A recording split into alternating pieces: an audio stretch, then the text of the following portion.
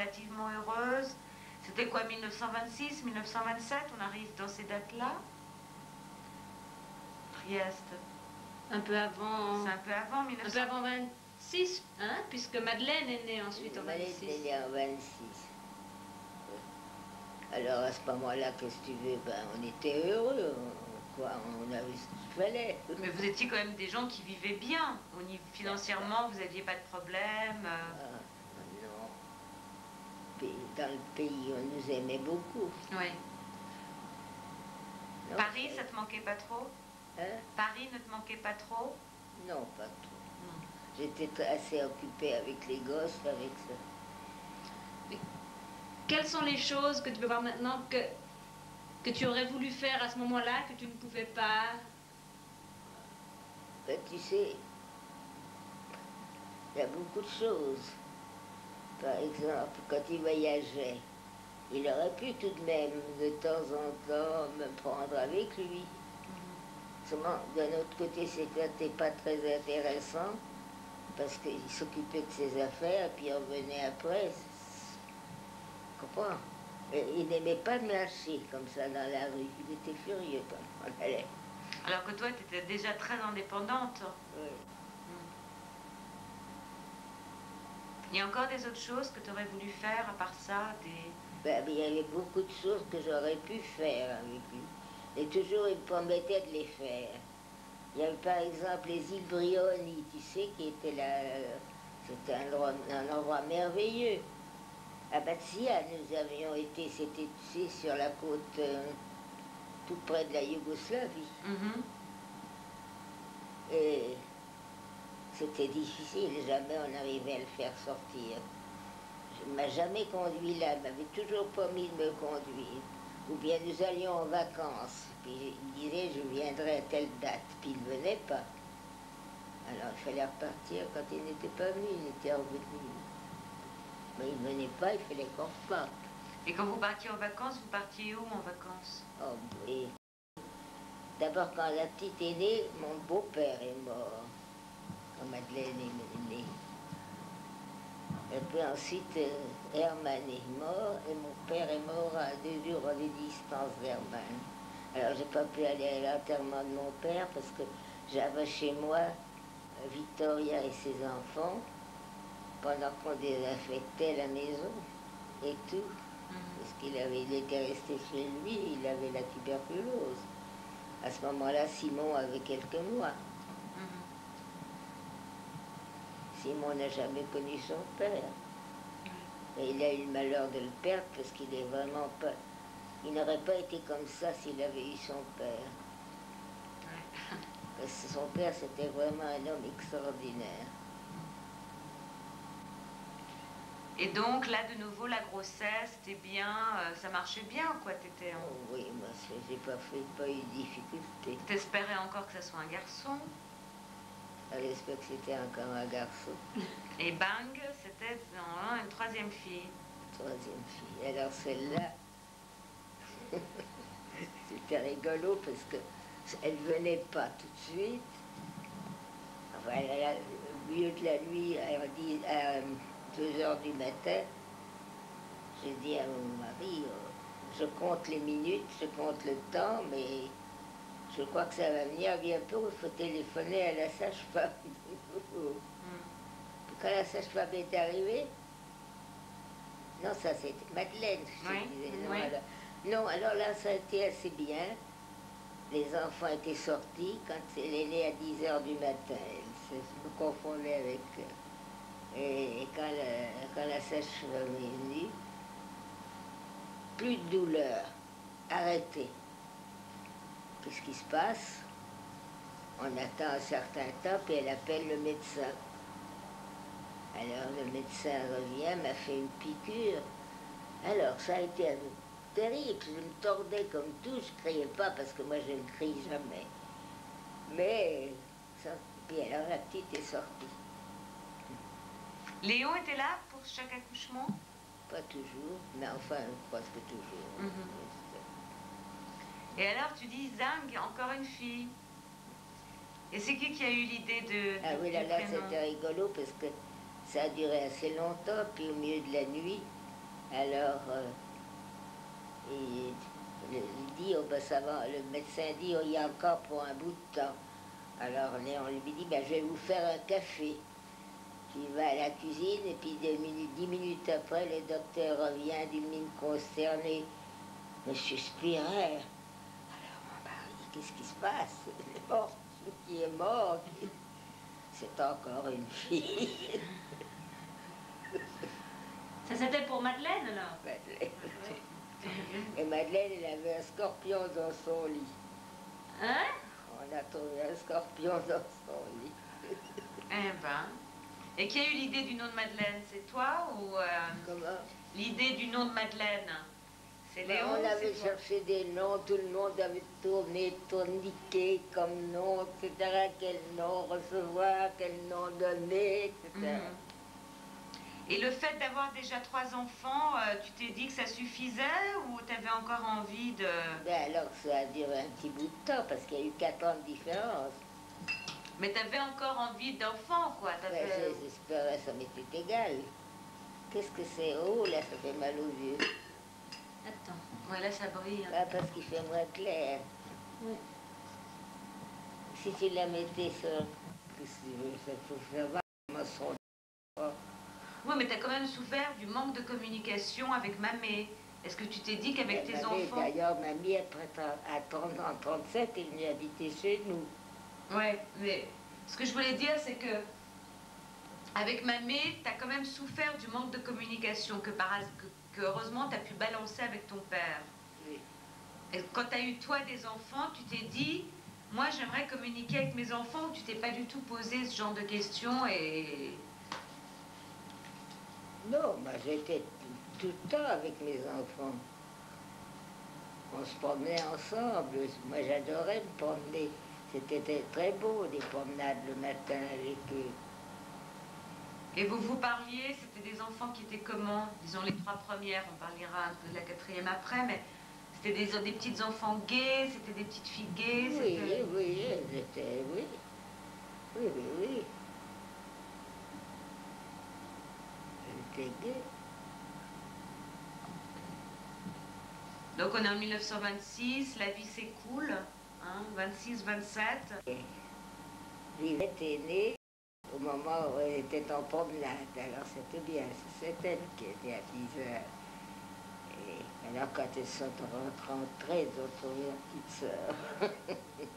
Et toi tu t'es dit, merde, encore une fille. Oui, C'est vrai? oui, parce que ça s'est arrêté. Et puis ensuite, donc le médecin a dû la reprendre.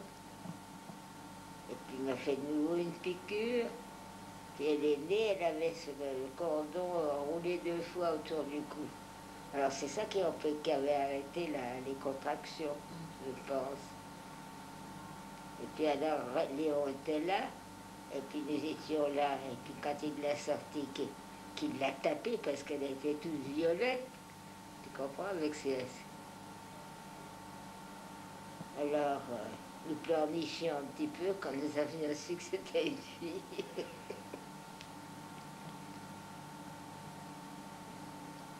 Et les autres filles, elles te posaient des questions? Puisqu'il y en avait qui étaient quand même déjà assez grandes, sur comment on a des bébés ou des choses comme ça, ou pas du tout? Vous ne parliez pas de ça? Pas spécialement, non. Non, pas spécialement. Mais il n'y avait pas d'histoire de cigogne? Ah non. Non, non, non, ça s'est venu naturellement. Je pense. Mais elles n'ont pas posé de questions spéciales. Donc 1930, la naissance de Vivette, il y a la montée du fascisme aussi alors en Italie. Alors, Tu peux nous en parler un peu? Ah oui, ça c'était... Si tu veux, on sortait pas beaucoup dans les rues, le moins possible. On allait à la campagne quand on pouvait. On a été... Et c'était toute une histoire, parce que quand on allait au bord de la mer, on allait à l'hôtel. Alors on a été assez souvent au bord de la mer. Tout d'un coup, il y avait une maison pour les domestiques, pour, c'était commode. Et puis, tout d'un coup, j'entends des grands bruits. Et puis, c'était une auto que nous faisions en tournant comme ça, qui était entrée dans le jardin à travers la haie. Dit Même, le piano n'a pas pris, pas pour personne. Mais Annette et Madeleine aimaient bien dessiner, et spécialement Madeleine. Alors elles avaient pris des leçons de dessin. Noémie n'avait pas de choses spéciales, c'était la moins... elle n'aimait pas tant travailler, elle. Alors elle n'allait pas au lycée, elle allait à l'école, une école secondaire. mais elle était déjà d'âge à aller à l'école secondaire. Non, après. Annette et Noémie. Oui, plus tard. Mhm. Elles ont commencé à l'école communale. Moi, je les avais mis à l'école communale. À Trieste, donc. Oui. Mhm. Et Vivette, elle était comment? Comme petite Vivette, fille. c'était la petite chérie. Elle a été aussi à l'école communale. Madeleine et Vivette ont été à une école communale où il y avait rien que des enfants d'ouvriers. Très peu de gens. Enfin, ça, en principe, les gens bien n'allaient pas. Mais moi, j'ai trouvé qu'on pouvait très bien aller à l'école communale. Mhm. Elles ont eu d'ailleurs de bons professeurs.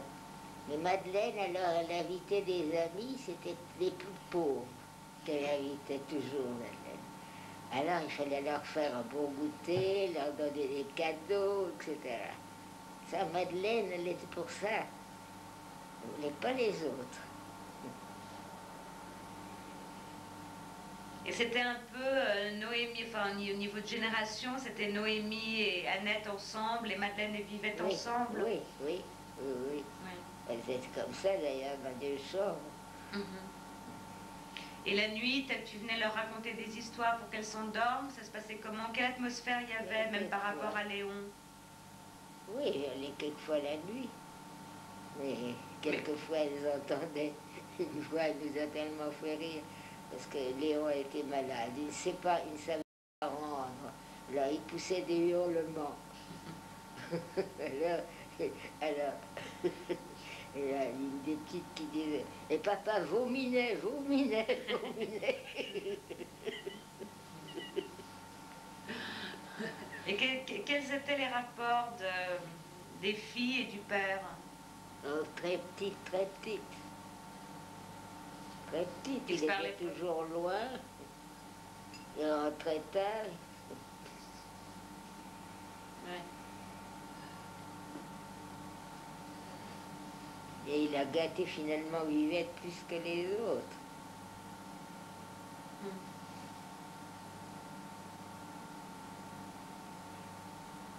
C'était quelqu'un qui n'était pas très gai, quoi. Quoi? Papou était quelqu'un qui n'était pas très gai. Oui. Et sa femme non plus. Alors tu devais quand même bien rigoler, non, de temps en temps avec tes filles, non? Ah, Tu avais bah quand même oui. certaines complicités ou... Ben, on riait, bien sûr, mais enfin, surtout pas.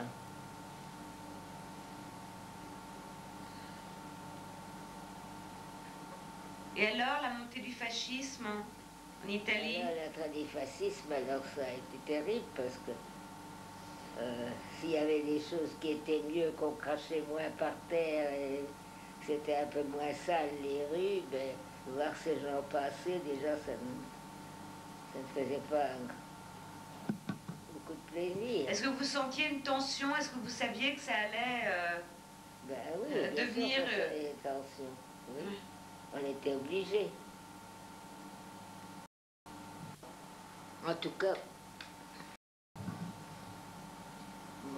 mon mari a reçu la croix de commendateur.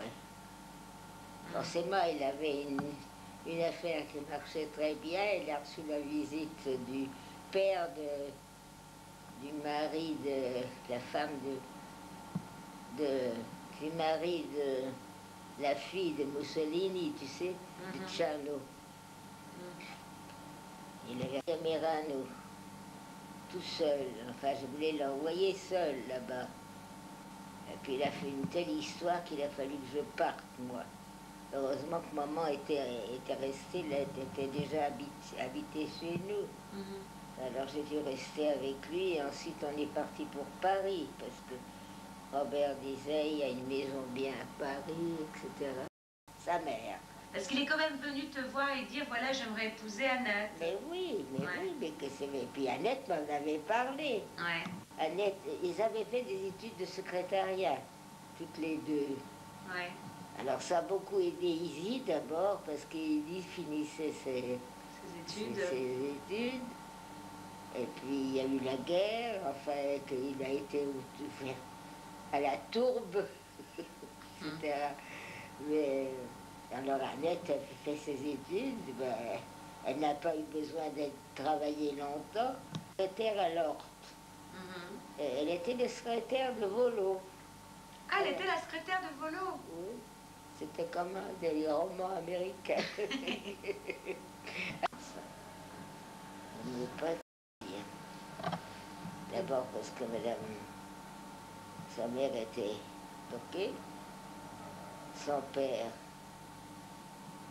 avait déjà demandé de l'argent à mon mari. Vraiment, moi, j'étais pas très